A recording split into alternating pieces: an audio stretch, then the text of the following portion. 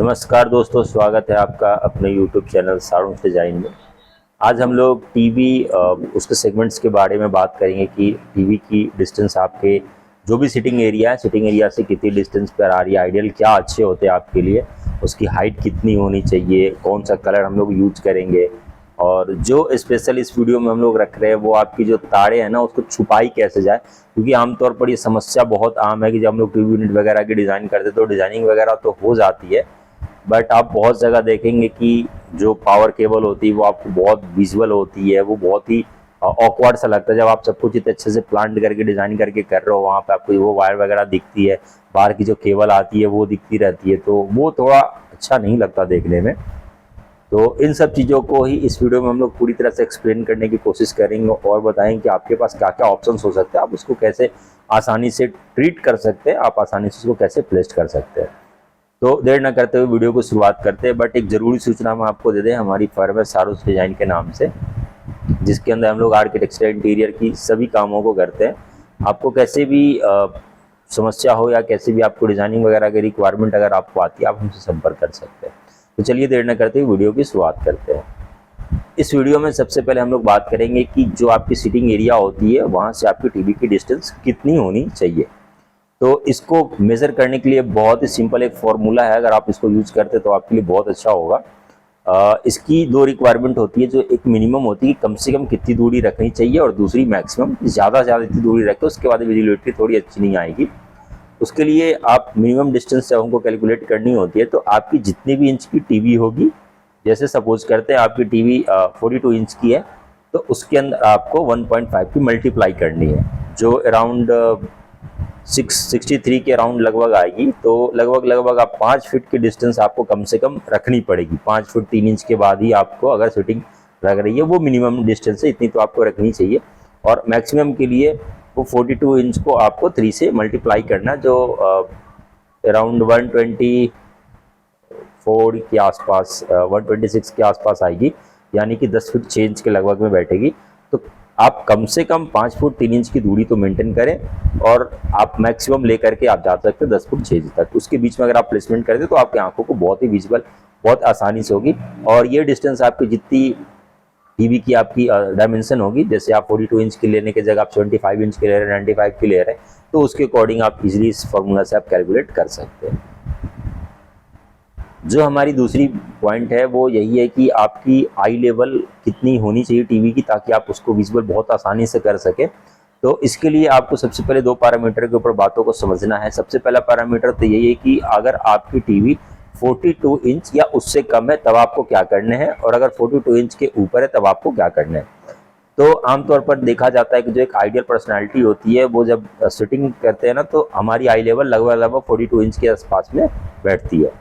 तो इसका मतलब ये होती है कि जो हम लोग आंखों को आई लेवल पर जब हम लोग सेट करते हैं, तो टीवी की जो 42 इंच की या उससे कम की टीवी है, तो उसकी जो सेंटर होगी ना, वो आपको ग्राउंड लेवल से 42 इंच पे आ जाए, तो आपके लिए वो बहुत अच्छी विजिबिलिटी का काम देती है, जैसा कि इमेज में आप देख सकते हैं। और अगर यही सेगमेंट अगर आपकी 42 इंच के ऊपर चली जाती है, तो आपको क्या करना होगा, आपको सबसे पहले उसकी जो हाइट होगी टीवी की, उसको आपको 3 बराबर पार्ट में बांटने होंगे, और उसका जो नीचे वाला पार्ट होगा ना, वो आपको 42 इंच को मेंटेन करके रखना होगा। मतलब 42 इंच के ऊपर में आपके 2 पार्ट आएंगे और एक पार्ट सिर्फ नीचे की ओर आएगा। तो ऐसे करके आप इजिली, जो आपको विजिबिलिटी में बहुत आसानी होगी, देखने में बहुत अच्छा लगता है। ये एक आइडियल पर्सपेक्टिव व्यू होता है, जहां से हम लोग इजिली सब कुछ को देख पाते हैं। अब हम लोग इसके तीसरे पहलू पर बात करेंगे, जो आपकी आती है कि कौन से कलर को आप वहाँ पे यूज़ करते हैं। तो सबसे पहले एक आइडियल अगर आप पर्सपेक्टिव देखते हैं, तो मैक्सिमम 75% केस में आपकी टीवी ना बंदी होती है, और सारी टीवी का कलर ब्लैक ही होता है। तो ब्लैक के पीछे भी अगर आप कोई डार्क कलर ही यूज़ करते हैं, तो वो उभाड़ आपको वहाँ दिखाई देती नहीं है। तो आप ऐसा कर सकते हैं कि जो पीछे वाले पार्ट है वो आपको ब्लैक के साथ ब्लैक शेड्स देना अच्छा नहीं आएगा, तो वहाँ कोई भी लाइट कलर आप चुन सकते हैं। कौन सा कलर चुनना है ये आप हमसे ना पूछें, वो डिपेंड करता है कि आपके कलर थीम क्या है, आपके अदर वॉल क्या है, आपको कौन सा कलर पसंद है, ये सब कुछ उसके ऊपर डिपेंड करता है। बट एक आइडियल कंडीशन यही है कि आपकी टीवी चूंकि डार्क होती है, तो पीछे का जो पैनल वगैरह या जो कलर वगैरह आपको लगाना है, वो आपको लाइट लगाने होंगे। तो वो देखने को बहुत अच्छा आपको विजुअल होगा। जो हमारी लास्ट पॉइंट है जिसके ऊपर टीवी यूनिट के जो बहुत बड़ा सेगमेंट है, हम लोगों को ये बहुत हद तक यही ध्यान में रखा जाता है कि हम लोग अपने तार वगैरह वायर वगैरह को हाइड कैसे करें। तो इसके लिए हम लोग दो काम करते हैं। एक तो सिंपल सा यही सेगमेंट आता है कि जो बाहर के केबल होते हैं, जो आपके एंटीना वगैरह से आकर आपके टीवी के पास आते केबल की तार, एक उसको हाइड करना हमारे लिए बहुत बड़ी सरदर्दी है। और दूसरे मेरे पावर वाले होते हैं जिसको हम लोग को हाइड करने की सरदर्दी रहती है। तो सबसे पहले हम लोग बात करते हैं कि जो बाहर से केबल आते हैं उसके लिए आप क्या कर सकते हैं। तो इसके लिए आमतौर पर आपको यही करना चाहिए कि वॉल के अंदर के साथ में ही आपको एक पाइपलाइन बिछा लेनी चाहिए। और ये पाइपलाइन अगर आपके आसपास फ्लोर डक्ट है तो वो फ्लोर होते हुए जैसे भी एक रास्ते के साथ में आप उसको डक्ट तक ले जा करके आप उसको रिलीज कर दें, क्योंकि जब आपको केबल खींचनी होगी उस वायर उस पाइप के माध्यम से आपके वायर केबल के वायर आप खींच करके डायरेक्टली ला सकते हैं। और अगर ये सुविधा आपको डक्ट के अलावा अगर डक्ट नहीं है आपके पास बालकनी है, तो बाहर कि आप बालकनी में निकाल करके आप उस पाइप को पहले से रख लें, ताकि जब भी आपको जरूरत पड़े तो आप बाहर से उस वायर को वहां से खींच सके। दूसरी जो हमारी सेगमेंट आती है जिसमें आपको पावर केबल और जो आपकी सेटअप बॉक्स की यूनिट होती है उसको उसके वायर को हाइड करने के लिए होती है। तो इसके लिए आप बहुत सिंपल एक काम कर सकते हैं कि हम लोग जो टीवी यूनिट के जो पीछे वाले बैकड्रॉप होते हैं उसको ना डायरेक्टली हम लोग वॉल के ऊपर प्लेस ना करें तो अच्छा है। वो कम से कम 1 इंची की गैप हम लोग रख देते हैं दीवार के सहारे से, ताकि जो वायर होती है, क्योंकि वो तो जब मुड़ती है तो थोड़ी कर्व लेकर मुड़ती है, तो उसके पीछे से हम लोग वायर लेकर के और जहाँ आपकी सेटअप बॉक्स लगी हुई है, जो पावर यूनिट लगा हुआ है, आप बस उसके बगल से थोड़ी सी होल करके उस वायर को वहां से खींच करके आप यूज में ला सकते हैं। 1 इंच का गैप छोड़ देने के कारण आपकी ये वायर आसानी से आ जाएगी, जो आपकी विजुअल भी नहीं होगी।